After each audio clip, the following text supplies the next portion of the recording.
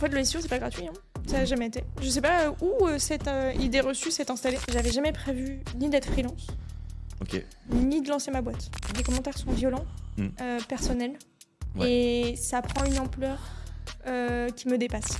Le monde du référencement, je le trouve trop compliqué. Moi, ça m'a cassé la tête.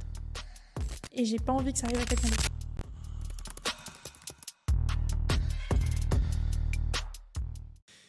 Hello à tous, on se retrouve pour un nouvel épisode d'Insubmersible avec un nouvel invité de marque aujourd'hui. Elle est la reine du SEO sans migraine. Son animal favori est une loutre. Vous l'avez sûrement deviné. On accueille aujourd'hui Amandine Barthes.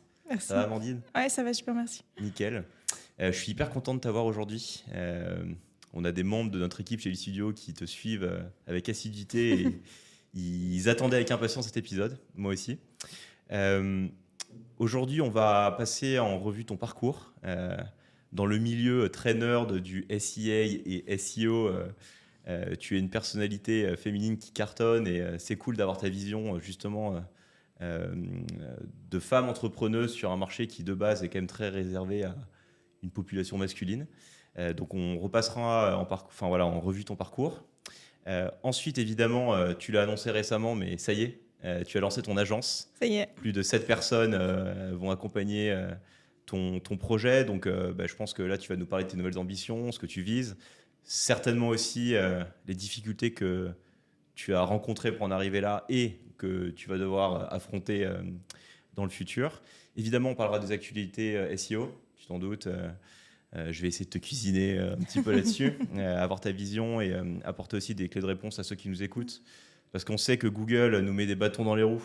Moi, j'en parle beaucoup sur le SEA, mais sur le SEO, on sait que c'est pas évident. Et puis, on terminera sur des petites notes humoristiques. J'aurais une question pour toi. J'en dis pas plus à l'audience, mais je suis curieux d'avoir ton avis sur une bêtise, mais qui me tracasse. Et voilà, ça te va ? Parfait, on y va. Canon. Dis-nous tout, comment t'es tombé dans la marmite du SEO ? J'adore quand on me pose cette question, parce que tout le monde a toujours la même intonation. C'est toujours... marmite. C'est un peu ça, quoi. Avec les idées, exactement des ça, bons petits plats pour ton site. Ça remonte à il y a un petit moment. En fait, j'ai commencé à faire du SEO alors que je ne savais pas vraiment que ça s'appelait SEO. Référencement. Même référencement, je ne savais pas que ça s'appelait référencement non plus. Okay. En gros, je m'ennuyais énormément dans mon parcours scolaire. Un peu hyperactive, on va dire. Et même si j'ai fait des études qui restent intéressantes, je t'avoue que de rester de 8h à 17h à écouter quelqu'un, j'ai fait le parcours classique de marketing digital, quoi. Enfin, en gros, j'ai fait pas mal de trucs. J'ai fait un peu de commerce, un peu de banque et assurance. Après, je suis repartie en marketing digital. Et après, j'ai terminé en marketing digital jusqu'au master. Et c'était super intéressant, mais en même temps, je m'ennuyais beaucoup parce que j'avais besoin de pratique, je pense, ou parce que j'étais un peu impatiente. Ouais, tu prêches un convaincu.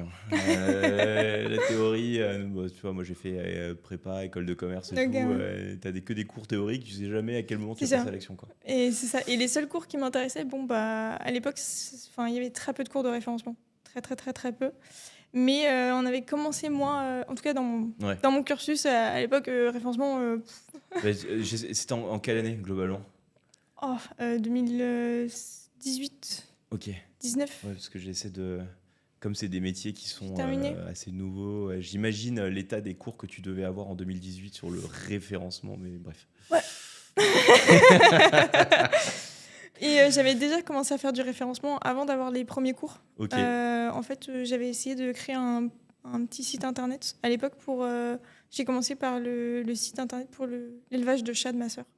Mais évidemment, logique. Elle me disait, je sais pas comment faire et tout. Toi, t'es dans le digital. J'étais, mais ça, c'est le truc classique, c'est des gens qui connaissent rien. Ouais, non, mais Amandine, elle est dans le digital. Vas-y, fais-moi des merveilles, regarde mon site. Et du coup, j'adore ma sœur, donc je lui dis, pas de souci, tu vois, je vais essayer. Et en fait, ça a juste ouvert un truc qui m'a passionnée, tu vois. Je me suis dit, ok, donc là, déjà, j'ai réussi à créer un site internet. Et ça me paraissait hyper mystique à l'époque pour moi. Tu l'avais créé sur quoi ? WordPress. J'avais commencé avec mon chouchou, tout de suite. Putain, mais WordPress... Et tu t'es pas arraché les cheveux au début ? Franchement, ça allait. Sans cours, sans rien ? Franchement, ça allait. Je sais pas si c'est parce que ça me passionnait et du coup, ça me paraissait simple. ou parce que j'avais, je sais pas, Bonne réponse. WordPress m'attendait, peut-être aussi. Ouais, il y a moyen. WordPress m'attendait. Donc, ok, WordPress, des chats, bon, c'est vrai que ça démarre pas trop mal. Voilà, tu vois, je me dis, ok. Et en fait, en créant le site de ma soeur, elle me disait, ok, c'est bien, mais j'arrive pas à être visible et tout. Ouais, je me dis, ok. Du coup, il y a des sites qui peuvent être plus visibles que d'autres. Comment ils font? C'est quoi les ingrédients? Et j'ai commencé à faire un site, 2 sites, 3 sites. Et j'ai commencé à essayer de comprendre, en fait, quels étaient la logique et les critères, en fait, sur pour quoi tu sortir. te formes à l'époque, en 2018? Un peu, je viens de casser le micro, ça arrive dans tous les podcasts, sache-le. J'ai commencé un peu, beaucoup YouTube à l'époque. Ok. Ouais, beaucoup YouTube, en fait, au final. Tu suivais qui? Impossible de... Ouais, tu tapes comment référencer des chats sur YouTube. Vraiment, j'étais en mode, ok, WordPress. Après, je tapais le nom de thème que j'utilisais à l'époque. J'essayais de trouver des comparatifs. Donc, je tombais sur 1 million de sites. J'ai épluché Google un peu dans tous les sens. T'avais une question YouTube. Question YouTube. Ouais. Et quand c'est YouTube, ça allait pas assez loin que justement... c'était une vidéo un peu introduction et que la personne, elle avait un site. J'allais sur son blog et je fouinais. Et en fait, j'ai passé des nuits blanches à écouter des gens sur YouTube parler de créer son site et tout, et de référencement. J'étais vraiment passionné, en fait. Ça m'a attrapé. Pour la première fois, en fait, je pense qu'il y a quelque chose où je voyais pas le temps passer. Ok. Et du coup, tu t'y accroches, tu vois. T'es là, pourquoi là, je vois pas le temps passer? T'es du genre à être obsessionnel quand tu tombes dans des trucs comme ça? Un petit peu, ouais. Genre... ça m'intéresse, en fait, de savoir ton aspect d'entrepreneuse là-dessus. C'est quand tu découvres un truc et que tu sens, tu vois, le truc qui t'attire, etc. Moi, personnellement, je suis un peu comme ça, tu vois. C'est genre, mon business, il peut tomber à l'eau, genre, je ne fais que ça. Ouais, j'ai un peu des fixettes, tu vois. Ouais, c'est ça. Plus des fixettes, tu vois. Tu n'arrêtes que si tu t'as compris le truc, quoi. C'est ça. Et là, je voulais vraiment comprendre. Et je me suis dit, ok, vas-y, je continue. Et au moment où, en plus, ça commençait vraiment à me passionner, c'est à ce moment-là que je me suis dit, ok, je vais passer plus sur un parcours alternance. Parce que j'ai besoin que ce soit plus pratique, moins théorique. Et je suis tombée sur une boîte qui faisait du référencement, mais ils m'ont à la base pas recruté pour ça. J'étais en BizDev, vraiment BizDev marketplace à l'époque, référencer des produits, trouver des petits business qui veulent bien passer leur site, leurs produits sur la plateforme en ligne, etc. Et je leur parlais tout le temps de référencement, tout le temps, parce que j'étais un peu dans ma fixette. Et jusqu'au jour, ils m'ont dit, en fait, je pense que voilà, t'as un truc, tu vois. Il y a quelque chose. Ta sauce, ouais. Et ils m'ont proposé après de passer du coup en marketing / référencement avec eux. Et alors là, c'était l'autoroute du kiff, même si je faisais des trucs qui sont pas passionnants. J'ai commencé le référencement en faisant des fiches produits de A à Z. Quand je te dis de A à Z, c'est prendre le produit, le référencer dans la base de données, prendre les photos, faire l'empaquetage.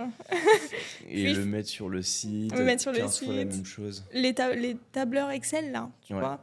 Voilà, faire la fiche produit. Là, c'était ma partie préf. Du coup, la partie référencement, mots-clés, tac, tac. C'est hyper intéressant parce que c'est souvent là où t'es vraiment dans ta zone de génie. C'est quand tu fais les choses que personne ne veut faire. Et c'est là où tu vois que si t'es vraiment passionné ou pas, quoi. C'est ça. Et en fait, quand je voyais que même si dans ma journée, je faisais du référencement que 20% du temps, c'était mes moments préférés, je me suis dit, ok, là, il y a quelque chose, en tout cas, qui me plaît. J'ai rarement eu un domaine dans lequel je me suis sentie aussi passionnée, donc je vais creuser. Et pour la petite anecdote, mes 2 premiers managers de l'époque sont maintenant 2 personnes dans mon équipe. Tu les as débauchés derrière, incroyable. Bien sûr. En fait, c'est eux qui m'ont aussi... J'avais beaucoup d'idées et beaucoup de façons de voir le référencement, mais eux, ils m'ont juste apporté un peu de structure.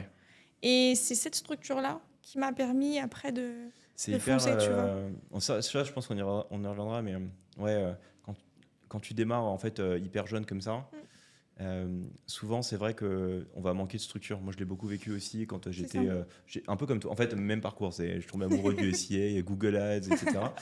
Et c'est vrai que tu pars dans tous les sens, mais à partir du moment où tu as aussi la réalité business qui arrive très vite, on va en parler. C'est cool d'avoir aussi un peu de mentoring. Je pense à ceux qui écoutent, se disent je fais all-in sur mes trucs, mais pensez à quand même avoir 2-3 mentors ou 2-3 gars qui vous apportent la structure, qui vous brident pas. Ça aide incroyablement, notamment après, pour éviter de faire des erreurs débiles. Totalement. Comment, parce que j'imagine la tête peut-être de ta famille, de tes potes qui te regardent, attends, mais qu'est-ce qu'elle fait, quoi?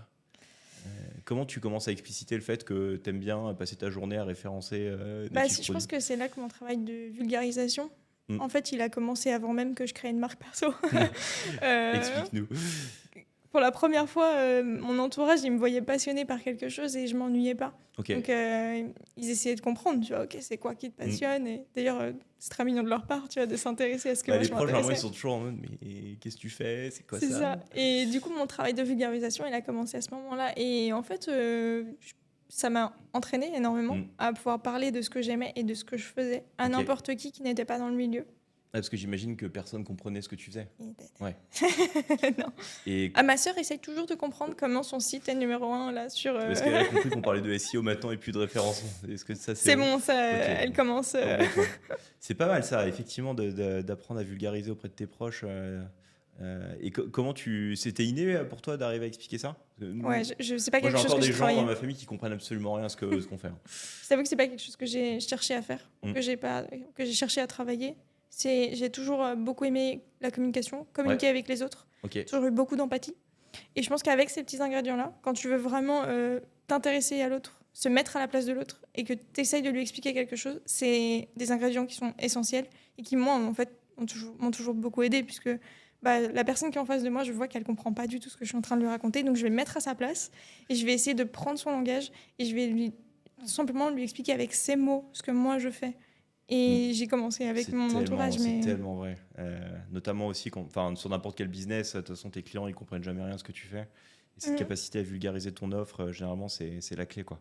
Et ok, donc, tu as les compétences techniques que tu commences à pousser, tu commences à vulgariser. J'ai pas mal de questions pour toi. C'est à quel moment tu arrives chez Wallaxy, du coup, et tu te dis j'ai envie d'aller bosser avec eux, ou comment ça s'est passé?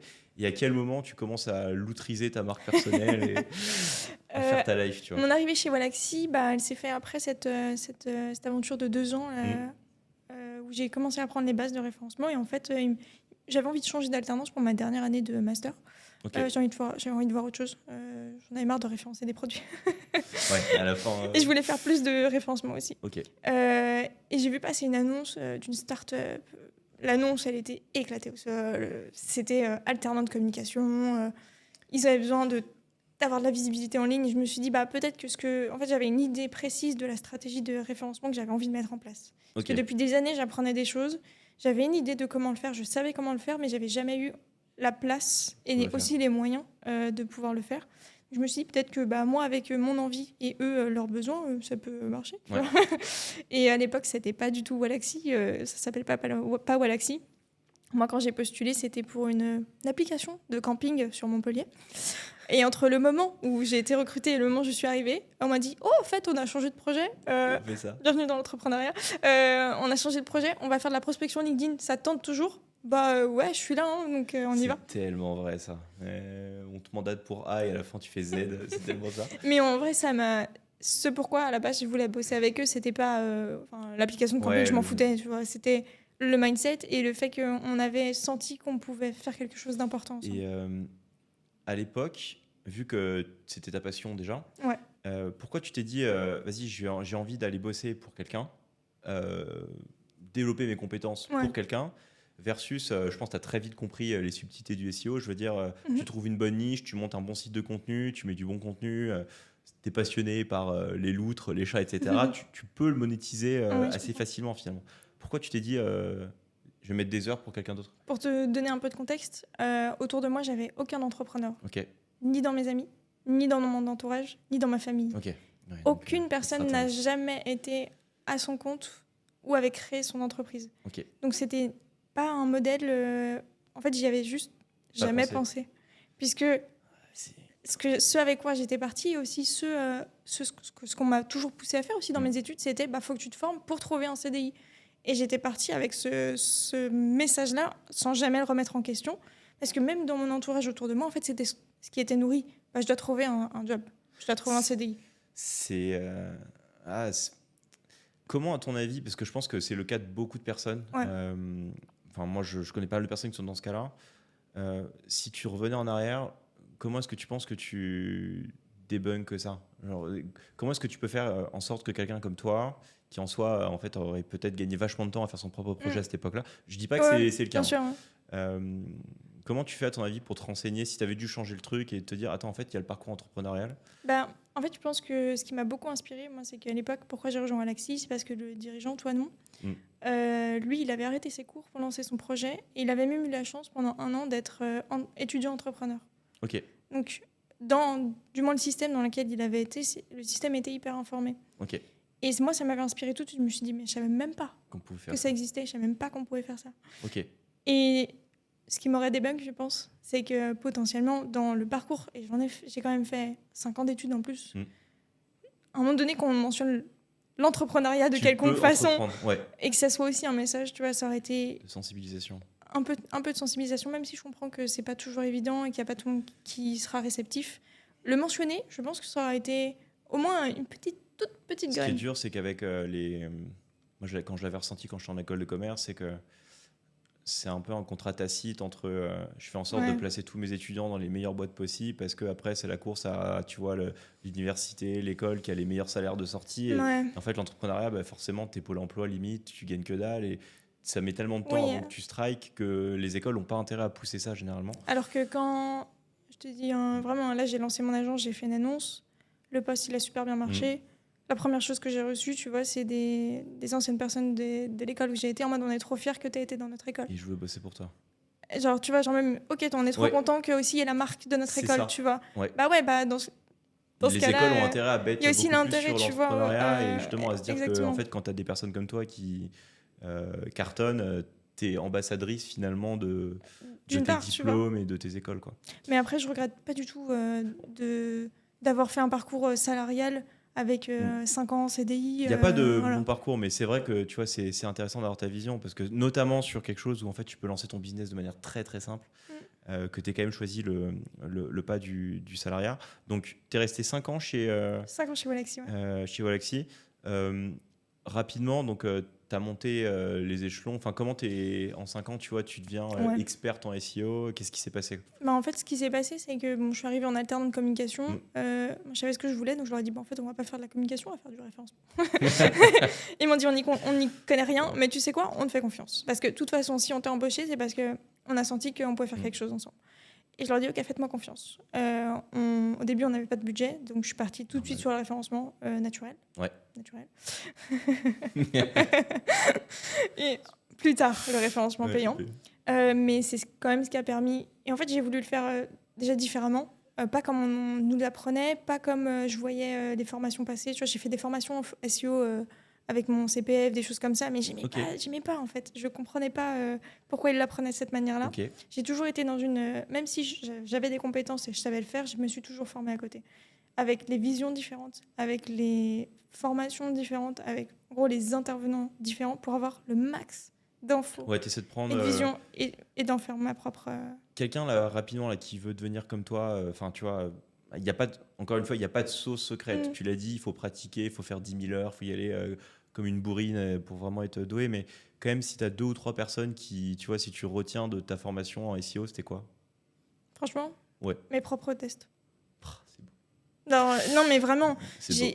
En fait, à chaque fois que je voyais quelque chose passer et on me disait, ok, il faut pas faire ça, je me disais, ah bon. Je le fais. Et je vais aller tester. Et en fait, si je m'étais arrêtée à il faut pas faire ça, je serais passée à côté de beaucoup d'apprentissage en SEO et beaucoup de résultats. Donc, pour revenir sur ta question initiale, comment je suis passée d'alternante à gérer une équipe de 10 personnes chez Walaxy? Ils m'ont fait confiance très vite. J'ai fait un SEO que j'avais dans la tête. Donc, il y a eu des résultats très rapidement. Donc, sous 1-2 mois, déjà, il y a eu des clients qui étaient générés. Et en fait, on avait une vision qui matchait entre ce que le dirigeant voulait mettre en place et ce que moi, je voulais mettre en place. Et le SEO, c'était la réponse parfaite aux 2 réponses. C'est-à-dire se positionner comme l'expert de la prospection sur LinkedIn. Le meilleur moyen d'y arriver, c'est de démontrer que tu l'es. Comment tu le démontres? En étant omniprésent sur chaque question, sur chaque réponse, sur chaque recherche autour de ça. Et le meilleur moyen de se positionner pour ça, c'était le SEO. C'était le référencement naturel. C'était le SEO. Magnifique. D'ailleurs, je ne sais plus, mais il y avait un mot-clé, tu t'en parlais beaucoup, mais on est premier sur un mot-clé qui est béton. C'était lequel déjà? C'était toujours top 5 sur le mot-clé prospection, c'est beau. Franchement, prospection, t'as Wikipédia, t'as Wallaxy et t'as genre l'internaute et la rousse. Putain, c'est quand même exceptionnel parce que j'ai eu Antoine Sacco ici qui a eu leads.fr et qui a récupéré ce domaine-là. Il nous a expliqué toute son histoire, comment il récupère leads.fr, tu vois. Vas-y, donne-nous 3-4 nuggets. Comment tu fais pour être dans le top 5 sur prospection, quoi. Top 5 sur prospection, c'est pas arrivé du jour au lendemain. C'est arrivé après 3 ans de travail de fond. Okay. C'est un mot-clé que je voulais viser, mais je savais que ça allait me prendre entre 2 à 3 années par rapport à la concurrence qu'il y avait sur le milieu. Tu projetais déjà à 2 ou 3 années en mode OK. Ouais. Et ce pourquoi aussi je suis restée 5 ans chez Wallaxy, c'est parce que ma vision, elle était au minimum sur 3 ans. Du coup, je leur ai dit, j'ai une vision minimum 3 ans, il va falloir me faire confiance 3 ans. Ce que tu dis, ça va faire plaisir à tous les experts ou agences SEO qui nous écoutent, parce que c'est ça, le SEO, c'est pas un truc, tu travailles le matin, tiens, je vais faire du SEO, je mets 200 balles et j'arrête le lendemain. C'est avoir un plan à 5 ans, quoi. C'est sûr, mais par contre, tu peux avoir des résultats sous 1 à 6 mois. Ouais. Et des bons. Mais par contre, si tu veux vraiment, comme Wallaxy, te positionner sur expert, sur un marché, aller taper un marché très concurrentiel, alors que tu es tout neuf et que tu casses un peu aussi l'image de la prospection LinkedIn, il fallait 3-5 ans. C'est l'huile de coude sur 3-5 ans, quoi. Ouais, là, fallait 3-5 ans. Donc plan de bataille à 3-5 ans, et ensuite... et pour du coup, ce fameux mot-clé prospection... Contenu first. Fallait être... en fait, ma vision, et ce pourquoi il y a eu une équipe de 10 personnes en SEO, c'est parce que pour moi, un contenu que tu fais, tu l'écris pour des gens. Et donc, il doit être rédigé par des gens, par des rédacteurs qui savent parler l'humain. Ils sont empathiques. Avec des petites spécificités qu'une IA ne capterait pas. Avec une vraie âme, une vraie identité. Pour moi, chaque rédacteur sur le blog avait son identité. Donc, sa façon d'écrire. Son propre personal branding, en quelque sorte. On va y venir. Pour chaque rédacteur. Et en fait, c'est ce qui a fait aussi la différence parce que quand tu t'arrêtes sur un article, tu te fais pas chier, il est pas chiant. Et tu le scrolles pas en diagonale pour trouver ta réponse. Donc déjà, ça, c'est l'ingrédient numéro 1, c'est répondre vraiment à un humain. Déjà, parce que t'en es un et par la façon dont tu rédiges, répondre à sa question rapidement. Et après, il faut être béton sur les 3 piliers. Il faut que ton site il soit rapide, mais c'est même pas il est rapide. Ça doit être TGV, une machine et une machine en mobile. T'as une erreur, tu la traites dans la semaine. Ça, c'est vraiment important. Tu le vois au niveau de... Mobile first. Vraiment, ta version mobile, elle peut te mettre des bâtons dans les roues. Mais... Est-ce que c'est d'un point de vue technique pour Google qui va scroll ton site avec ses robots et qui va te dire attends, t'es trop lent, entre guillemets, je te mets pas dans le top 3, ou est-ce que c'est une question de navigation utilisateur? C'est les deux, puisque majoritairement les gens déjà maintenant sont sur mobile. C'est pourquoi Google maintenant juge un site en premier sur version mobile. C'est une conséquence. Voilà. Il y en a qui vont crier, ils vont tous aller sortir dans et c'est le problème numéro 1 des fois des dégringolades de trafic pour avoir accompagné beaucoup de clients dans ce cas-là. Mon trafic il se casse la gueule. Première chose que je vais regarder, la version mobile. T'as 10 sur 100. Tous tes éléments sont en Y. Comment on fait? On va faire un short de cette partie. Je vais l'envoyer à mon équipe, notamment à ma créa, parce que parfois, tu sais, nous, on développe vachement sur desktop et souvent, les erreurs sont sur mobile, quoi.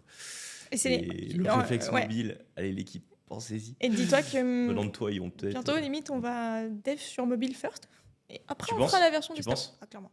Incroyable. Clairement.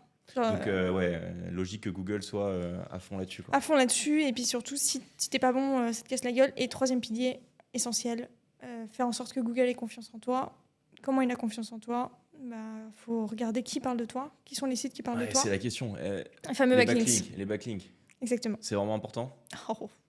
Alors, il y a tellement... Parce que, franchement, on entend tout et n'importe quoi. Je te donne ma vision, et en SEO, comme pour les recettes de crêpes, chacun a ses ingrédients. Et chacun a sa version. Ça ne veut pas dire que les crêpes ne seront pas bonnes, mais chacun a sa vision. Pour moi, ce que j'ai fait jusqu'à maintenant, en 7 ans, presque 8 ans de référencement, et en 5 ans chez Wallaxy, avec 3 millions de visiteurs en moins de 2 ans, donc avec cette recette-là, les backlinks ne sont pas essentiels, ils sont obligatoires.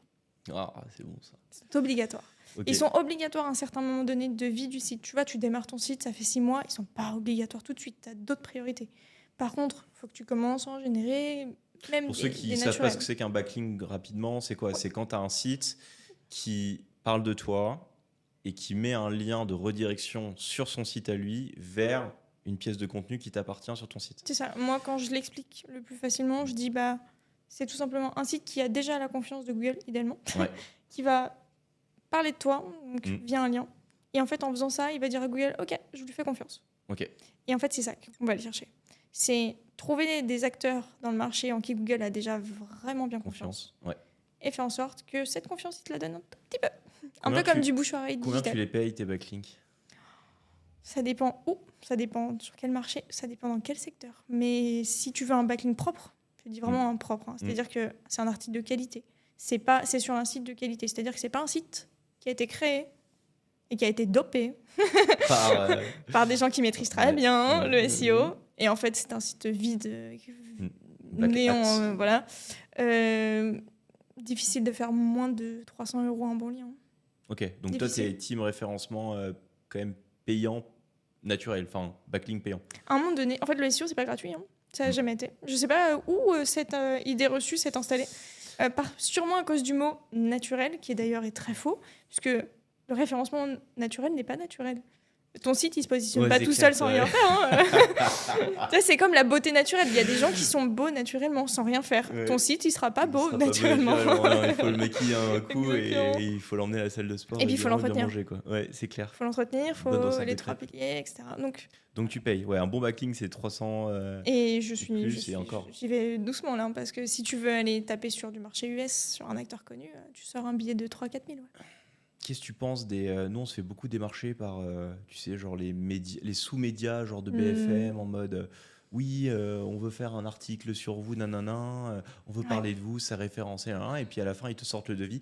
Vous pouvez participer aux frais de production, s'il vous plaît, il y en a pour 10 000 €. Exactement, j'allais te dire, pour la maudite somme de 10 000 €. De 10 000 €. Mais vous inquiétez pas, c'est sponsorisé par le Figaro. J'en pense beaucoup de choses. Ça dépend. Pour moi, quand tu vas aller acheter un lien sur un média ou un sous-média, le but premier, il n'est pas SEO.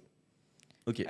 Puisque il y a 2 ingrédients à regarder. Est-ce que ce lien qu'on te propose, il est do follow ou no follow? Do follow, ça veut dire que le site t'envoie sa puissance et sa confiance. No follow, ça veut dire que ce site ne t'envoie pas. J'y crois pas. Voilà. Donc déjà, do follow, no follow. Donc il y a la majorité des médias, il faut bien regarder, mais ils te proposent un no follow pour 4 000 balles. Ça t'apportera rien. C'est beau. Un do follow, ça peut être intéressant. Néanmoins, c'est des sites qui sont quand même... ça va pas, c'est pas parce que tu achètes un do follow à 4 000 balles sur Forbes que ton SEO il va exploser. Ok. Par contre, si tu as une stratégie régulière avec des bons liens qui tombent régulièrement, là oui. Là où c'est intéressant d'acheter du lien média, c'est quand, ce que j'appelle, tu as un trou sur ton propre nom de marque. Par exemple, demain, je tape mon nom, Amandine Barre. Je regarde ma page 1 et je regarde tous les gens qui sont présents en dehors de mes liens sur cette page et je regarde est-ce que ces gens-là, c'est des sites qui sont fiables et qui sont solides ou est-ce que c'est un trou. Ce que j'appelle un trou, c'est que c'est un site faible et donc n'importe quel concurrent demain pourrait faire un article bien SEO et se positionner en page 1 sur mon nom de marque et pourrait y écrire ce qu'il veut. Je te dis ça parce que... Ça t'est déjà arrivé? C'est quelque chose que malheureusement j'ai fait indirectement à un concurrent sans but premier. C'est qu'on faisait un comparatif à l'époque chez Wallaxy vers un de nos autres concurrents et en fait ce concurrent-là n'avait pas protégé son nom de marque français.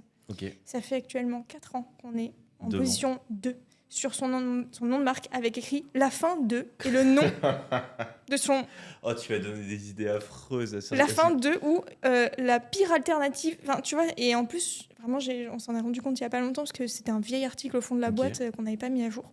On est position 2 sur son nom de marque et il ne pourra jamais nous déloger. Pourquoi? Parce que nous, on est tellement puissant en SEO qu'on est considéré comme un lien solide qui ne bougera pas. Attends, mais du coup, tu es cet acteur-là. Du coup... C'est quoi ta solution? C'est aller payer t'es mort. Alors, ton concurrent est sympa, option 1. Tu le contactes, tu lui dis écoute, ton titre est un peu trop violent. S'il te plaît. Est-ce que tu crois qu'on peut adoucir ce comparatif? Ça se fait. Ou alors, tu tombes sur quelqu'un qui n'en a rien à faire et t'es mort. Tu peux rien faire. Mais c'est une arme blanche, ton truc. Et c'est la première chose que j'apprends souvent en SEO, que ce soit à mes clients ou dans mes formations. Protège tes marques. Protège ton nom de marque. Et dépense le budget qu'il faudra pour. Parce que chez Wallaxy, j'avais payé des liens chez Blog du Modérateur, des choses comme ça, 4-5 000 €. Pas dans un but SEO, dans un but de blindage. Mais de blindage de la page 1, de la position de la marque. Et puis en plus, on sait à quel point il suffit d'un article un peu comme ça, destructeur, qui met à terre toute ta brand reputation. C'est ça. Et en vrai, demain, tu vois, je sais pas, on tape Amandine Barre et le deuxième lien, c'est une dinguerie. C'est une dinguerie. je peux rien faire, quoi. T'es mal barré, quoi. La première chose que je fais, moi, quand je dois parler à quelqu'un, je le Google. Hein. Je vais changer de nom. Donc, dans ce cas-là, c'est très intéressant d'aller acheter du lien média sous média, à condition qu'il soit do follow, toujours, et à condition que tu as un intérêt de blindage et pas que de SEO. Parce que que SEO, c'est une perte. Tu sens la peur, là, tu vas faire des heureux là, qui vendent des liens, là, ça va envoyer du... Mais après, les liens, c'est un ingrédient essentiel. Quand ils sont bien faits, quand ils sont faits proprement, quand ils sont faits par la bonne boîte. C'est ta pâte à crêpes, il faut ta farine, tes œufs et ton lait. Ouais. Et la petite goutte de bière, et si t'as que des œufs, ça marche pas. Tu vas lancer un débat de crêpes, là. Disons on va rester sur le SEA et le SEO. La cuisine, c'est pas mon milieu d'expertise. Incroyable. Revenons à, donc du coup, tu cartonnes chez Wallaxy. Ce que je veux savoir, c'est à quel moment la loutre intervient et que tu te dis tiens, je vais prendre ma caméra et je vais me créer mon site, quoi. Et je vais parler de moi. Alors, il y a eu deux éléments déclencheurs. Maintenant, je peux te le dire avec du recul. Sur le moment. Alors déjà, pour poser un peu le contexte, j'avais jamais prévu ni d'être freelance, ni de lancer ma boîte. C'est beau. Jamais. C'est une conséquence. Tu ne savais pas, voilà. Comme tu l'as dit, quoi. C'est, en gros, le premier élément déclencheur, tu vois, c'est à l'époque Toinon de Wallaxy qui me dit écoute, moi je commence à publier sur LinkedIn, je pense qu'il y a un truc à faire sur ça, mais j'ai pas trop envie de le faire tout seul. Ça te dit, tu parles de ce que toi t'aimes et on essaye de le faire à deux. Moi je dis bon, pourquoi pas, je te suis, quoi. Direct. Ouais, franchement, je trouvais ça cool. Je me disais ok, c'est cool parce que LinkedIn pour moi c'est tu mets ton CV, tu vois, et t'espères que tu vas. T'avais pas peur de ce que les gens allaient penser en mode. En fait, ma tête. Non, je me suis jamais trop prise au sérieux sur ça. Ok. Non. Je me suis pas dit oh là là, attention à ce que je publie. Et vraiment, ça se voit sur mes premiers posts. Souvent, c'est ça, c'est non, je veux pas le faire, c'est pas pour moi, j'ai pas envie d'afficher mon truc, je suis pas crédible, syndrome de l'imposteur, etc. Syndrome de l'imposteur, tu vois, oui, dans le sens où. Tu l'as eu quand même. Ouais, beaucoup. Mais après, je me suis jamais, quand j'ai commencé à prendre la parole sur LinkedIn, je me suis ni positionnée comme la reine du SEO, ni sur une experte. J'ai juste, mon titre à l'époque, c'était je fais du SEO et je te raconte ce que je fais. Voilà. Ouais, c'est ça. Et qu'importe que ce soit bon, mauvais, ou que tu sois en accord ou pas avec, je visais pas les experts SEO ni les gens qui étaient là dans le domaine depuis longtemps. Je visais les personnes qui, comme moi, galéraient à trouver des infos et qui, potentiellement, à l'époque où moi j'ai commencé, savaient pas par où commencer. Et ça t'a aidé à te dire, en fait, c'est fine, genre je mets juste ce que je fais et pas de syndrome de l'imposteur. Exactement. En fait, je me suis dit tout de suite, ok, c'est quoi l'enjeu ? Ok, l'enjeu 1, c'est de suivre Toinon et de le faire avec lui. Donc déjà, tu sais, t'es un peu rassuré. Ok, on y va à deux, on se partage un peu, tu vois. C'est bien de le faire à deux. Voilà. T'es aussi redevable vis-à-vis de l'autre, quoi. C'est ça, tu vois, un peu en mode on se partage et tout. Deuxième, c'est j'y vais pas pour me positionner comme quelconque experte, ni pour être influenceur, ni pour être créatrice de contenu. Je veux juste donner des astuces aux gens qui seraient dans la situation dans laquelle j'ai été. Ok. Donc déjà, la pression, elle est redescendue. Les attentes beaucoup et plus troisième, je me suis dit, en fait, de toute façon, LinkedIn, les gens, parce que c'est pour poser leur CV et trouver un taf. Donc, au pire des cas, personne ne me lira. Voilà. C'est ça, la question de au pire quoi. Au pire quoi, tu vois, genre, les gens vont pas venir me poignarder. Tu vois, personne ne s'est jamais remis de ses premiers statuts sur Facebook. Ouais. Ne pas aller chercher sur les vieux murs Facebook. Donc je me suis dit, au pire, mes posts sont nuls, je me remettrai. Alors, ça me définit pas en tant que personne, tu vois. C'est pas parce que je publie ça que je suis ça. C'est tellement important de décorréler ta marque, entre guillemets, business versus de qui t'es. Parce qu'en fait, c'est ça le pire, quoi. Et je suppose, comme tout le monde, tu as dû avoir des remarques en mode pourquoi tu fais ça. Le début a été corsé. Vas-y. Le début a été corsé puisque ça a bien pris. Voilà, je pense que je vulgarisais, je me prenais pas la tête, j'étais très accessible. C'est vrai que je répondais à absolument tout le monde qui me posait une question. Okay. Parce que c'était dans le but. Mais c'est ta passion aussi. Donc ouais, puis je le faisais dans ce but-là, tu vois. Je me dis, je le fais pour communiquer avec des gens, donc je leur réponds. Logique, quoi. Effectivement, très vite, je suis jeune, je suis une femme, je parle d'un milieu tech. J'imagine. T'as déjà une bonne recette. C'est pas mal. Là. Donc, très vite, on m'a dit, tu racontes n'importe quoi, t'as pas assez d'expérience, t'as pas de formation, en gros, c'est pas comme ça que ça se passe dans le milieu, ma petite jeunette, voilà, des choses comme ça. Et Miss. C'est qui te dit ça? C'est Bernard, 45 ans, je fais du SEO depuis 99. C'est ça, c'est des Bernard qui sont là depuis 99 et qui ont leurs recettes et refusent de comprendre qu'il peut y en avoir plusieurs. Ce qui est dur, c'est que je suppose qu'ils t'attaquent... personnellement. Ouais, c'est ça. Pas que sur ton contenu. Non. C'est, là, c'est tout. Comme tu l'as dit. Je suis une femme, je suis blonde. Je suis beaucoup passée. Je suis beaucoup passée pour. Ouais, tous les clichés, quoi. Ils t'envoient. Tous les clichés. Je suis jeune. Physiquement, je crois que je faisais encore plus jeune. Il me dit ouais, t'as même pas 18 ans. Voilà. T'as aucune expertise. Il regarde. C'est vrai que mon école, j'ai pas choisi une école hyper réputée. Je choisi une école qui me plaisait. Voilà. Donc elle a pas les meilleurs. Les meilleurs trucs, les meilleurs diplômes, les meilleurs trucs, mais j'aimais juste, voilà, t'es même pas passé, ton école est pas assez réputée, tout y passait. Et au début, c'était super violent. Ouais, le baptême du feu. Et vas-y, alors du coup, comment tu vis ça? Mal. Alors, le premier bad buzz, mal. Très mal. Très mal. Genre, c'était quoi? En gros, je sais pas, j'avais publié un post sur... Le premier bad buzz que j'ai fait, j'ai publié un post sur le SEO, sur une vision, sur en gros, je crois que c'est le thème sera le nombre de mots. Tu vois, moi, j'étais pas d'accord avec le fait qu'il fallait un nombre de mots. 2000 mots. 2000 mots minimum, sinon, voilà. Et j'étais en mode, je suis pas d'accord. Donc, j'ai juste exprimé ma vision sur ce sujet-là et c'est parti on fire. Et c'est parti on fire sur Twitter, sachant que moi, c'est un réseau social sur lequel je ne suis pas. Principalement à cause de... Je ne suis toujours pas aujourd'hui. Toujours à cause de ces Bernard, 45 ans, qui ne m'ont toujours pas lâché la grappe 5 ans plus tard. Sache-les sont toujours là. On les saluera.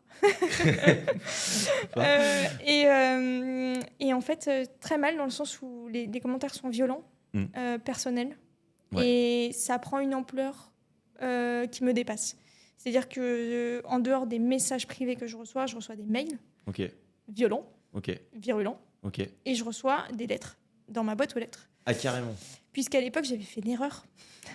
De mettre ton adresse Tu sais, quand tu tapais sur... J'avais mon statut auto-entrepreneur que je venais d'ouvrir. Chez tes parents ou chez toi direct, et malheureusement, je savais pas qu'on pouvait cacher l'adresse. Donc voilà, il y a des gens qui ont trouvé mon adresse, m'ont envoyé des lettres et tout.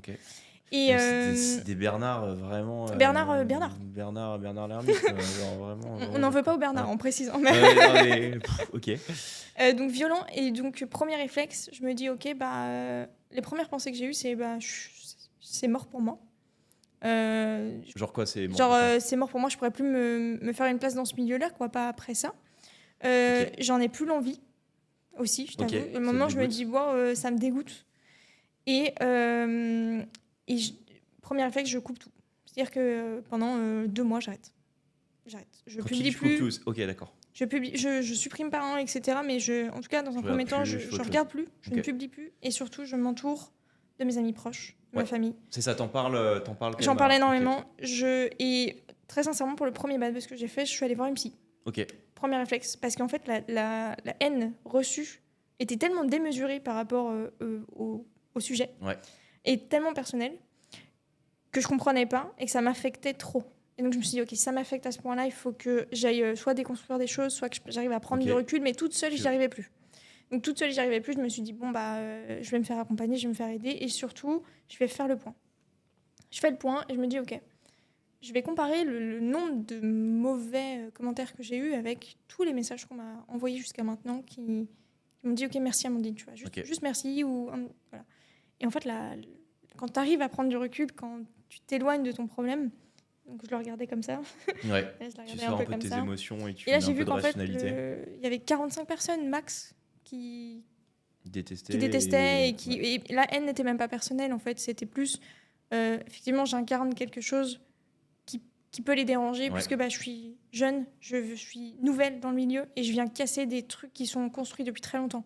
C'est vrai que j'étais un peu clivante, mais en même temps c'était ce que je pensais. C'est ce que tu pensais. Alors moi je comprenais pas pourquoi vraiment on me disait le SEO on n'en parle pas, il faut pas dire aux clients, il faut pas dire ce qu'on fait. Si justement, expliquer. Ne gardons pas tout ça secret. Tu déranges quoi. Voilà, je dérangeais. Et en fait, je pense, je suis arrivée malgré moi et sans m'en rendre compte, avec un grand coup de pied comme ça dans la fourmilière que j'ai tapé, et j'ai dit des choses qui se disaient pas dans le milieu. Et je suis très contente de l'avoir fait. Je suis très contente de l'avoir fait parce que. Juste attends pour donner un petit peu de cadre temporel. Ça, c'était quand? Je dirais que ça a 3 ans. Ok. Ok. Il y a 3 ans. Donc là, avec prise de recul de 3 ans. Prise de recul de 3 ans, je suis très contente de l'avoir fait. Et je suis très contente de l'avoir fait aussi pour toutes les femmes dans le monde du référencement qui, à l'époque, il y a 3 ans, subissaient quand même beaucoup de harcèlement.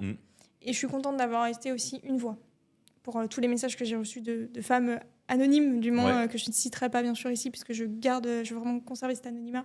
J'ai reçu plus de 200 messages, au moins, de femmes qui m'ont juste dit merci. Merci parce que tu ouvres quelque chose et surtout tu pointes le doigt sur un milieu il y a un vrai problème d'harcèlement. Merci de prendre la parole. Et c'est pour ça que j'ai continué à le faire aussi. Et que ça a été un moteur. Quand j'ai voulu arrêter, ça a été un gros moteur.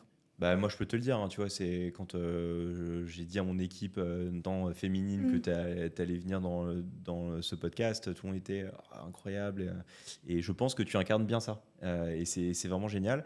Ma question pour toi, tu vois, si on extrapole, c'est est-ce que quand tu es une femme, en fait, pour percer, tu es obligée de cliver et de mettre des coups de pied dans la fourmilière comme ça et d'affronter ça, tu vois?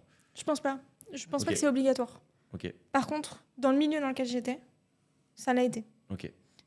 Parce que c'était tellement opaque, tellement condensé, et surtout qu'il y avait un problème de fond. Il y a des boîtes confirmées, il y a eu des procès, il y a eu un côté sombre que je connaissais pas du tout, ou que je découvrais.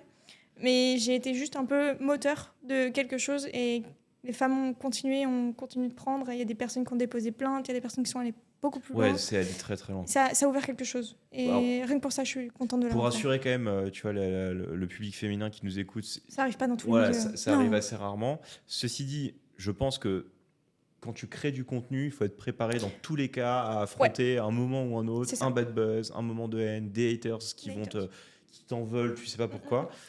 Maintenant, tu as 3 ans de recul par rapport à ça. Tu as une marque, tu vois, qui est bien établie. Tu as une super marque personnelle. C'est quoi, vas-y, les 3 conseils que tu donnerais à une femme qui veut se lancer, qui est passionnée par peu importe le domaine et qui justement a peur de ça? Comment elle se lance et qu'est-ce qu'elle doit savoir? Le premier conseil, c'est ce qui concerne les haters. Moi, pendant longtemps, j'ai essayé de discuter avec eux, de comprendre, de vraiment... Empathie, Vraiment l'empathie, ça c'est automatique chez moi. J'ai pas voulu, mais c'était obligatoire. J'avais besoin de comprendre pourquoi. Et en fait, un hater, un vrai, tu ne peux pas discuter avec lui parce qu'il n'est pas rationnel. Donc si je devais donner un premier conseil, ce serait quand il y a un hater, ne perds pas ton temps, ne perds pas ton énergie. Mon premier réflexe maintenant, c'est je bloque. Par contre, quand c'est une remarque constructive, là bien sûr, moi c'est quelque chose que je prends en compte, que je vais limite, tu vois, je les note, je les mets de côté, et je me dédie des moments où je vais aller voir toutes les remarques un peu qu'on pourrait établir comme négatives, mais qui ne le sont pas tant que ça, qui sont plus un feedback constructif. Et je vais me dire, ok, cette personne m'a dit ça, pourquoi? Et j'essaie de comprendre. Mais par contre, les haters, à proprement parler, avoir une discussion avec eux ou tenter de les raisonner, ça te concerne pas. C'est impossible. Et c'est un combat qui n'est même pas le tien. Parce que autant, cette personne, déjà, je pense qu'elle se parle à elle-même, dans un premier temps. Et peut-être que tu as appuyé sur un truc chez elle que tu peux pas maîtriser. C'est même plus de ton ressort. Voilà. Moi, je suis d'accord avec toi. De toute façon, tu perds du temps. Une des choses aussi, je pense, qui est dure, c'est comment tu différencies le fait que ta marque personnelle, donc c'est toi qui t'es, donc il y a forcément une part d'ego, versus, tu vois, arriver à mettre ça de côté et prendre les remarques qui sont négatives et constructives, et à pas que ça t'affecte, tu vois. Toi, comment tu le vis au quotidien? Parce que évidemment qu'on fait tous des erreurs quand on crée du contenu. Tu as une expérience qui t'a quand même, tu vois, vachement touché. Comment aujourd'hui, tu arrives à faire la bonne part des choses entre mon ego, Amandine, qui je suis, etc. À aucun moment, ça doit venir... Enfin, en fait, ce que je crée en tant que contenu sur les SEO doit venir impacter mon cocon et comment je continue d'avancer, tu vois. C'est quoi tes techniques là-dessus? Du coup, je pense que ce serait un bon deuxième conseil. En fait, ça a été obligatoire pour moi à un moment donné de me dire, ok, la personne que je suis sur les réseaux sociaux et que j'incarne, c'est une facette de moi. Mais ce n'est pas moi à 100%. Puisque c'est vrai, on partage ce qu'on veut, on partage que une facette de nous. Et on incarne, c'est impossible d'incarner entièrement une seule personne à travers un post ou un réseau social, tu vois. Et en fait, déjà me dire que ok, ça, c'est cette facette-là de moi qui dérange ou qui peut générer des... en fait, ça m'a beaucoup aidé à me dire, en fait, c'est pas Amandine, moi, la personne que je suis qui reçoit ça. C'est plus, effectivement, là, je reprends le contexte. Je suis dans un milieu comme ça, très masculin, très si. Moi, j'arrive, je suis jeune, tac. je casse des trucs, je prends pas trop de structure. J'ai dit je suis jeune, mais c'est ça que je veux dire par je suis jeune. C'est en gros, je bypass un peu, je bypass un peu de structure, etc. Tu vois, c'est pas le problème de l'âge, etc. C'est plus, voilà, j'arrive surtout sur le SEO, où c'est très, très, très codé. Très codé et très timé un peu dans le temps, tu vois. En 2018, on fait comme ça, on fait comme ça. C'est plus ça que je voulais entendre. Donc, le deuxième conseil, c'est vraiment dissocier, en fait. Pas le personnage que tu incarnes, mais en fait, la facette de toi que tu incarnes sur les réseaux ou dans ton business, tu vois. En tant que... Je connais des gens qui, quand ils sont en pro et en perso, c'est pas du tout les mêmes personnes. Parce qu'en fait, ils incarnent là leur rôle professionnel et là, c'est eux dans leur entièreté. Donc, vraiment, dissocier tout de suite et de se dire, OK, bah, cette facette-là de moi, je veux qu'elle incarne ta. Mais par contre, je garde toujours en tête que ce n'est pas moi. Et je me fais des rappels souvent, tu vois. Genre, c'est pas toi, c'est pas entièrement moi. Ouais. Je pense que c'est important aussi, de toute façon, quand tu crées une marque personnelle, c'est ça. C'est constamment, de toute façon, tu as des hauts, des bas, et c'est important de... C'est ça, tu vois, genre, j'aime pas que les loutres dans la vie. Néanmoins, on pourrait y croire. C'est clair. Vas-y, pourquoi le loutre Parce que c'est extrêmement habile de ta part d'avoir créé une identité avec un truc, une loutre. Voilà, je sais pas le truc le plus sexy, tu vois. Vas-y, pourquoi Tu sais que j'aimerais avoir le mérite de ce qu'on... Tu vois, on me dit souvent... c'est hyper bien calculé, c'est hyper bien mis en place, c'est hyper bien réfléchi. Je n'ai réfléchi à rien. Je n'avais pas de plan, pas de stratégie. La première fois que j'ai publié, je ne savais même pas pourquoi, ni quand, ni comment. Enfin, je savais pourquoi, mais je ne savais pas quand la durée et ce que ça allait devenir. Et pour cette fameuse loutre, pur hasard, juste un jour, j'ai répondu à un commentaire et l'emoji loutre était pas loin. J'envoie... Non mais vraiment, ça démarre de là. J'envoie l'emoji loutre. La chute. C'est magnifique. J'envoie l'emoji loutre et tout dans mon commentaire et je me dis, il est sympa lui. Il est cool cet emoji. Et en plus, c'était l'époque de LinkedIn où tu sais tout le monde mettait un emoji dans à côté de son nom. Voilà. Oui. Et je me suis dit, les tracteurs. Il y a personne qui a la loutre. Il y a personne qui a la loutre. Et du coup, je me suis dit, tu sais quoi? Est-ce que ce serait pas super, vu que je me prenais pas du tout au sérieux, et encore plus mon temps sur LinkedIn avançait, moins je me suis prise au sérieux. Donc vraiment, j'étais le genre de personne à répondre avec des gifs scandaleux à des posts super sérieux, tu vois, pour un peu aussi détendre le truc. Mais c'est ce qui fait ta différence, et c'est toi en fait. Ouais, mais genre j'étais là, mais arrêtez de vous prendre trop au sérieux, ça reste et je voulais casser un peu ça. Loutres, Exactement. Tu vois, une petite loutre qui danse sur quelqu'un qui dit ouais, j'ai fait 500K par mois. Moi, je suis là. Ouais, mais c'est toi. Moi, tu vois ce que tu dis. En tant aussi créateur de contenu, j'ai quand même le sentiment que effectivement, il y a des codes, tu vois, qui vont marcher, certaines choses. Il faut arriver à marketer ta marque personnelle, mais il y a bien un truc qui, dans tous les cas, te permet quand même juste à un moment de percer, c'est si t'es authentique, tu vois. Et je pense que cette histoire de loutre, comme je l'ai dit, moi, je me prends pas au sérieux. Bernard, vous me faites chier avec vos codes. Je te balance des gifs avec des loutres et c'est moi, quoi. Et c'est fine. Et de toute façon, à la fin, je suis légitime, je connais mon sujet et c'est moi, tu vois. Et en fait, je me suis dit, mais à quel point ce serait super what the fuck de parler d'un sujet vu comme super mystique avec un petit animal super mignon. Et toute ma réflexion est là. Hein. Et je me suis dit, vas-y, viens, j'essaye d'associer les deux. Je sais pas à quel point c'est possible. Et même marketingment parlant, j'étais en train de me dire, mais je fais n'importe quoi. Et ça a pris, en fait. Quand je te dis que ça a pris, c'est que le lendemain, je change, je mets tout en mode loutre, je réponds qu'avec des loutres. Une vague qui m'a dépassée. Tout le monde qui m'envoie des loutres, des gifs, des articles sur les loutres. Je me suis dit, ok, tu sais quoi, c'est parti. Je pense que c'est le biais de sympathie, etc. Le fait de sortir justement des choses qui sont trop what the fuck. Mais en fait, tu peux en tant que consommateur de ta marque, tu peux que kiffer, tu vois. Kiffer dire non, mais les loutres, les machins, c'est quoi ce truc-là, sauf les Bernard. Mais c'était très habile. Et je pense que effectivement, tu vois, l'authenticité là-dessus, ou juste ce feeling que tu as en mode vas-y, je le fais, j'ai envie de le faire. C'est un super point, quoi. En fait, quand je sens quelque chose, tu vois, j'essaie de beaucoup m'écouter. Intuition, ressenti, émotion, etc. Ouais.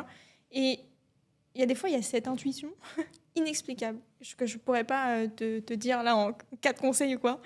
Juste, elle est là. Et je me suis dit, tu sais quoi, cet axe-là de loutre et de SEO, ça paraît complètement what the fuck, mais je le sens bien.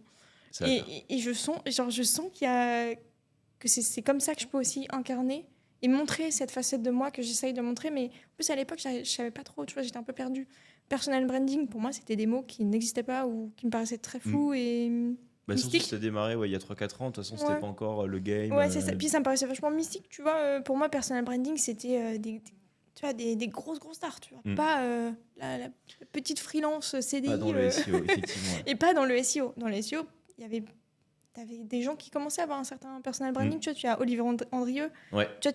Tu vois, tu l'associais au référencement tout de suite. Donc, c'était une forme de personal branding, mais je savais pas que ça s'appelait comme ça. Et du coup, cette loutre, en fait, elle m'a aidée à montrer une facette de moi, mais où je savais pas trop comment faire. Tu vois, je me suis dit, en fait, j'ai envie de montrer que je me prends pas au sérieux, mais que je sais de quoi je parle. Ouais. Tu vois, ouais, non, mais c'est ça. C'est que c'était différenciant, authentique et ça l'a fait, quoi. Après, j'ai all-in, hein, du coup, la loutre, elle est passée. J'ai fait une mascotte 3D, je suis partie complètement. Par contre, c'est ça. Je pense que là où c'est important, c'est que, comme tu dis, c'est t'as fait all-in, quoi. Ah, j'ai fait all-in. J'y crois et tu l'as pas fait à moitié. Parce qu'il n'y a rien de pire de je teste des trucs, mais en fait, j'y crois pas trop. Limite, t'es à 2 doigts de dealer ton truc. Non, ça, c'est terrible. Non, j'y suis allée. Tu vois, genre, au début, c'était l'emoji. Quand j'ai vu que l'emoji, il était plus suffisant, tu vois, je pouvais pas. Je me suis dit, ok, je vais faire ma propre loutre. Ouais, bah attends, on la voit partout, toutes tes créas, toutes tes carousels et tout. Petit teasing, je te tease un peu, j'en ai pas encore parlé, mais la loutre va avoir un nouveau visage bientôt.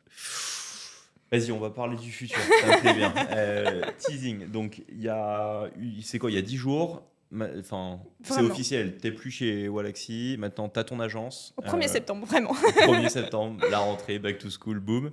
Vas-y, c'est quoi les enjeux là? Alors les enjeux, alors déjà pour te dire, j'ai adoré mon aventure chez Wallaxy. Vraiment, ça a été une aventure mais incroyablement magique. Et ça a été même difficile, très difficile de la quitter. Mais il a fallu que je fasse un choix. Parce que je voyais mon side business vraiment prendre beaucoup de place. Et je suis arrivée à un point où gérer mon job en CDI avec une équipe entre 10 et 12 personnes et gérer ce side business, c'était plus possible. Donc c'était soit je faisais un all-in chez Wallaxy et je continuais et j'arrêtais entre guillemets mon side business où je le mettais vraiment en off. Soit je prenais le pari un peu fou de me dire on savait pas qu'on en serait là, on y va ou pas? Et en vrai c'est vrai qu'en 5 ans j'ai fait le tour, j'avais fait grandement le tour de mon job et de Wallaxy. J'avais cette envie et cette intuition qui me disait, tu sais, dans la tête, tu sais, ce projet là, faut pas que tu le laisses tomber. Et à chaque fois que j'ai voulu baisser un peu les bras sur ce projet-là, parce que ça reste très difficile d'être en CDI à un poste à responsabilité avec une équipe et être freelance. Ouais, entrepreneuse à côté. Ouais. Création de contenu. C'était lourd et ça a été des gros sacrifices. Ça a été beaucoup de discipline. Ça n'a pas été toujours simple et j'ai voulu arrêter, je pense, une bonne vingtaine de fois en dehors des bad buzz. Juste par rapport à la charge mentale. C'est hyper intéressant ça. Juste la charge mentale. Vraiment. Quand tu crées une boîte ou quand de toute façon tu arrives à un certain niveau, même dans une boîte sans CDI, c'est évident, il y a un moment, il y a des gens qui dépendent de toi, tu as beaucoup de responsabilités. D'autant plus, tu es une femme, donc évidemment, tu as tout ce qu'on s'est dit, tu vois, tu vas avoir d'autant plus de critiques, biais de légitimité, toutes ces bêtises. Comment à chaque fois tu te relèves? Tu me dis 20 fois, j'ai envie d'arrêter. 20 fois, j'ai envie d'arrêter. Et à chaque fois, en fait, ce qui m'a rattrapée, ça a toujours été la même chose. C'était mon why. Oh oui. Mon pourquoi. Je suis content que tu dises ça. Mon pourquoi, tu vois, pourquoi je le fais. Pourquoi j'ai commencé à le faire. Et à chaque fois que j'ai voulu baisser les bras, je me suis toujours posé la question. C'est quoi ton pourquoi, Amandine? C'est quoi ton why? Et moi, mon why, il a démarré assez simplement. Ça a toujours été, le monde du référencement, je le trouve trop compliqué. Ok. Moi, ça m'a cassé la tête. Et j'ai pas envie que ça arrive à quelqu'un d'autre. Donc, quand je prends la parole sur le référencement, j'ai envie que ça soit simple. Autant pour tu vois, je sais pas, le mec qui a un tout petit business là, ou qui vient de lancer son café et qui comprend rien, que la première personne qui vient d'arriver en job, je sais pas, elle est toute seule dans son équipe marketing ou il est tout seul dans son équipe marketing et il a besoin de faire du SEO et il sait pas trop comment faire, tu vois. De tous ces gens-là, les étudiants, les gens en reconversion, j'ai envie qu'ils comprennent c'est quoi le référencement parce que c'est un ingrédient indispensable. SEO sans migraine. Et du coup, là, je me suis dit, je veux faire du référencement qui me casse pas la tête. Le référencement sans migraine. Le SEO sans migraine. Non, mais c'est génial parce que tu vois, de tous les entrepreneurs que j'ai eu jusqu'à présent, c'est toujours le truc qui revient dans la difficulté. En fait, qu'est-ce qui va te donner envie de te lever le matin, de continuer à te lever le matin alors que t'en chies, c'est dur, t'as envie d'abandonner. C'est juste pourquoi tu te lèves le matin, quoi. Et c'est cool que tu dis ça parce que voilà, la force de ton why en fait conditionne tout le reste. Si t'es pas passionné par ce que tu fais et que t'as pas une conviction profonde que ce que tu fais c'est ce que tu dois faire, il y a un moment tu quittes, enfin t'abandonnes. C'est ça. Et tu vois, mon why il est nourri de plein de moteurs. Et un des moteurs principaux, c'est cette communauté qui s'est construite malgré moi et qui, mais tu vois, t'es là, tu passes des journées où des fois moi j'enchaîne et je fais beaucoup de choses et des fois je pars à petit mal à la tête, j'en peux plus, tu vois, je suis rincée et là je reçois un message: Amandine, merci. Pour la première fois, j'ai enfin compris ce que c'était. Et demain, quand j'irai, je sais pas, en cours ou quand je vais me mettre sur mon taf, bah, j'aurais compris et du coup, je peux passer à la suite. Merci, parce que c'est la première fois. Et là, oh là là, je me dis waouh, pour une semaine. Ça m'a mis, c'est un shot incroyable. Et plus ma marque a pris de l'ampleur, plus ces interactions sont devenues aussi réelles, tu vois. C'est plus que du digital. C'est ça aussi, créer du contenu, c'est aussi rencontrer son audience et partager de manière vraiment physique avec des personnes qui te suivent, quoi. C'est ça, et tu vois, alors, le truc, tu fais tes courses et il y a quelqu'un qui dit oh, t'es la loutre. Et tu sais, d'un coup, là il y a le syndrome de l'imposteur, vraiment il arrive et il me fait un gros câlin et là je suis là oui. Il dit juste je veux pas te déranger dans un en plus j'ai des gens super adorables à chaque fois, je veux pas te déranger dans un moment tu vois perso et tout, mais juste merci parce que grâce à toi je comprends enfin et ça nourrit et juste pour ça tu vois je continue. Alors là je retourne à ceux qui écoutent, mais ceux qui nous écoutent qui vont nous écouter, c'est que ça fait plaisir d'avoir, quand tu crées du contenu, que tu te donnes du mal, d'avoir juste des messages d'encouragement et vous vous rendez parfois pas compte. Un simple message sur LinkedIn, un petit email, un merci, un petit like, bien sûr. Parce que je comprends, tu vois, on est tellement sursollicité que même le like coûte cher. Non, mais c'est clair, mais ça fait trop plaisir. Et parfois, moi, je reçois, tu vois, des messages en mode ouais, Thomas, ça fait 3 ans qu'on te suit, enfin que je te suis, etc. Et ça fait super plaisir. Mais tu te dis, mais attends, ça fait 3 ans que tu suis mes vidéos, j'ai jamais vu un commentaire de toi.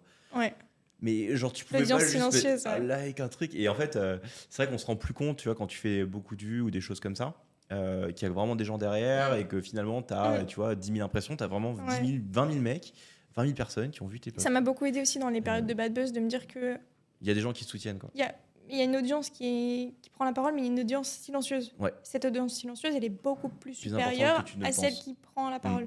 Et souvent, d'ailleurs, dans les moments de bad buzz ou les moments où j'ai pensé à arrêter et où potentiellement, tu vois, il y a un moment donné, je dis bon, bah là, effectivement, je me mets en pause, j'arrête, tu vois, au moins quelques mois. Mon audience silencieuse, à chaque fois, à ce moment-là, elle me dit bah, écoute, Amandine, moi, je laisse rarement de commentaires et j'envoie rarement de messages. Mais là je t'aide. Là, c'est moi qui t'apporte tout ce que toi, tu m'as apporté. Et je recevais des messages de soutien, des messages mais vraiment des gens qui... Incroyable, tu vois. C'est un beau message, c'est... voilà. C'est ça. Il faut aussi, tu vois, encourager effectivement tous les créateurs de contenu. On fait un métier qui n'est pas facile et pensez-y, un simple like en fait peut remotiver ton créateur préféré le matin. Je pense à une fois où j'avais envoyé une newsletter et j'avais passé 6-7 heures sur cette newsletter parce que je voulais qu'elle soit le plus simple possible. Je l'envoie et tu sais, elle prend pas. Mais vraiment, elle ne prend pas. C'est-à-dire qu'il y a 3 likes à tout péter, aucun commentaire et tout. Et là, je me dis, oh là là. Bah, je suis à côté. Tout de suite, je me remets en question. Okay, le sujet est à côté de la plaque, j'ai pas, un mauvais timing, j'ai mal, tout ça. Et je crois 6 mois plus tard, la newsletter, d'un coup, elle pète. Et genre, je reçois des messages de gens en mode oh, j'avais oublié de te dire, mais cette newsletter, quand je l'ai reçue, moi, elle m'a tellement aidée que je l'ai mis en action tout de suite. Et j'ai pas eu le temps de t'écrire, parce qu'en fait, c'était tellement bien que je me suis lancée dessus. Donc, j'ai même pas mis un like parce que, en gros, je l'ai pris et j'ai appliqué, tu vois. Et j'étais là, waouh!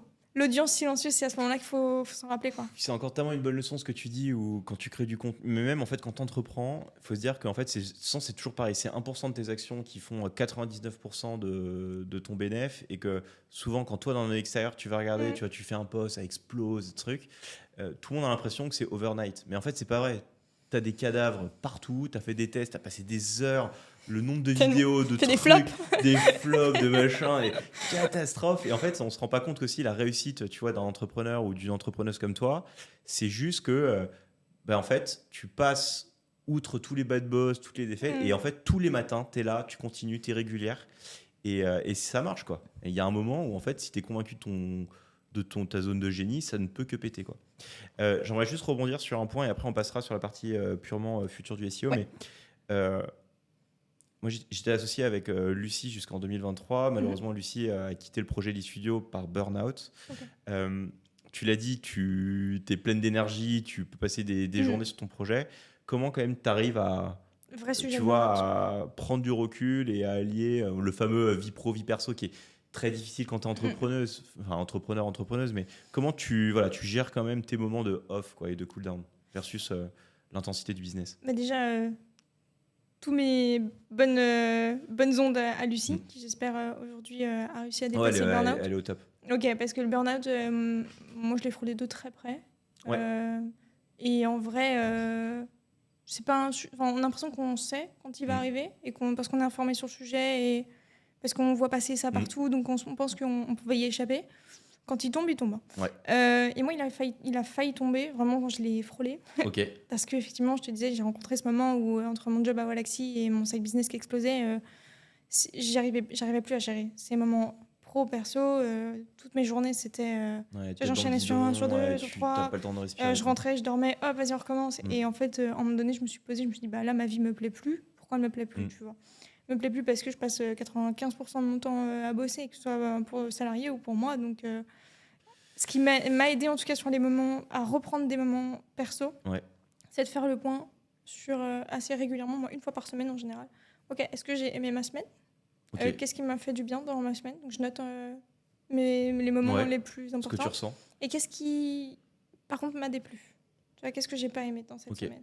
Et je te prends un exemple, tu vois, mes 3 premiers jours de la semaine, là, ils étaient cool en termes de taf, mais par contre, je les ai pas aimés en termes de rythme parce que j'ai tellement voulu avancer fort sur un sujet tu les as subis, quoi. que j'ai pas eu le temps de faire de sport comme je voulais, j'ai pas eu le temps de voir mes potes comme j'avais envie. Donc, je me suis noté ça, je me suis dit, ok, bah, la semaine prochaine, je fais différemment. Et en fait, c'est pas je dis, ouais, je ferai, je note, non, c'est dès que je m'en rends compte, je mets en place. Ok, donc tu t'écoutes. Je m'écoute énormément, ouais. Tu te fais des... J'aime bien dire que les entrepreneurs, on est schizophrènes, mais on fait nous-mêmes le psy avec nous-mêmes, l'introspection. Et on passe par tous les états. Hein. Et ça, c'est quoi? C'est genre, tu te dis, vas-y, tous les dimanches, je prends 2 heures et je coupe tout et je me pose? Ou c'est dès que tu ressens que tu passes la zone rouge, et vas-y, je coupe et... J'essaye d'éviter la zone rouge au maximum maintenant, parce qu'avant, c'était ça mon point d'alerte. Mais en fait, je me suis dit, si en fait, je m'arrête quand c'est la zone rouge, c'est un pansement. Alors, j'en peux plus, j'arrête 3 jours et je me remets dans une situation de zone rouge. C'est pas pérenne. Donc plus, en gros, une fois que j'ai identifié un peu les points qui font que soit je passe des mauvaises semaines ou que je sens que mon équilibre pro-perso il n'est pas comme je voudrais, bah, je me note et je prends vraiment des décisions.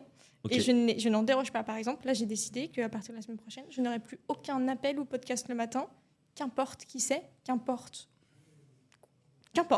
On est bien passé. Hein. Voilà, et le matin, je n'aurai plus de rendez-vous fixe parce que j'ai envie que ce soit des moments où je puisse... Tu vois, si par exemple un matin, j'ai pas envie de taffer, parce que j'ai déjà taffé pendant 3 jours, une malade, tu peux te poser. J'ai envie de prendre ma matinée, aller boire un café, aller me promener, faire du sport, bah ça me met pas dans le jus. Ou je suis pas dans une obligation de je me suis engagée envers quelqu'un, mais ce matin, j'ai pas du tout l'énergie.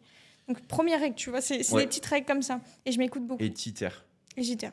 Jusqu'à ce que j'arrive à trouver ma semaine parfaite. Je ne l'ai pas encore trouvée, vu que j'ai commencé à 100% depuis 10 jours. Tu la trouveras jamais. En fait, ta semaine parfaite, elle évolue en fonction de qui t'es et comment toi t'évolues en tant qu'adulte. C'est clair. Ce que tu fais, je le fais aussi. Et pareil, il n'y a pas en fait 3 mois où je re-questionne pas toute mon organisation. Tu vois, demain, c'est voilà, en fait, je mets rien le matin. Puis en fait, tu te rends compte que tu es plus productif en fait l'après-midi. Donc en fait, tu rechanges tout et tout. Mais c'est aussi la force de l'entrepreneur en vrai, de nous questionner et de nous remettre en question, quoi. On va manquer de temps, mais je voudrais quand même qu'on aborde quand même ce sujet rapidement. Futur du SEO, là. Franchement, c'est la guerre depuis 12 mois. Google nous met des bâtons dans les roues de partout, j'ai l'impression. Moi, alors nous, on est très SEA, etc. Donc, on a aussi notre lot d'emmerdes. Mais j'ai quand même l'impression que ça, là, sur le SEO, c'est dur. C'est quoi ta vision, là? L'IA, qu'est-ce qu'on fait, quoi?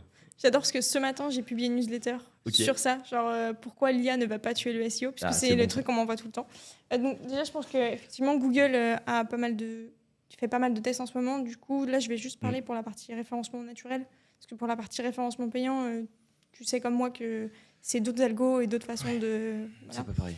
Mais pour la partie référencement naturel, je pense qu'effectivement, Google a dû se sentir un peu à la ramasse en termes d'IA. Et du coup, il a mis le paquet d'un coup. Voilà, c'est un peu comme ça que je l'image. Tu vois, genre, il s'est dit, OK, non, l'IA, ça va pas arriver. D'un coup, oh putain, on est à la bourre.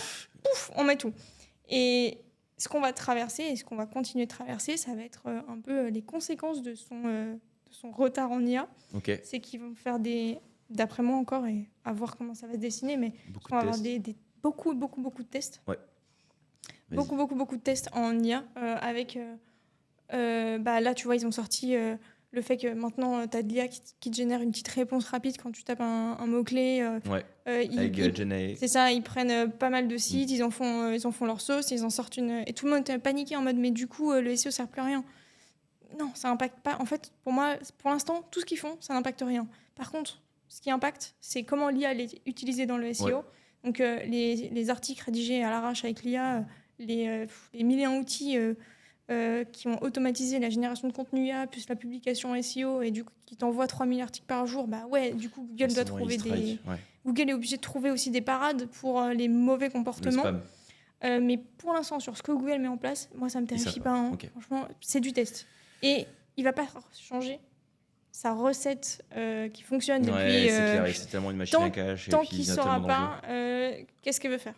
Ok, donc pas de panique. Pas de panique sur les tests. Par contre, effectivement, des fois, ils peuvent être loufoques. Suive ta newsletter. Dernière question pour toi et on va closer. Je vais te la poser quand même. Neil Patel, c'est une fraude ou pas? Mais en vrai, c'est un masterclass de personal branding. Hein.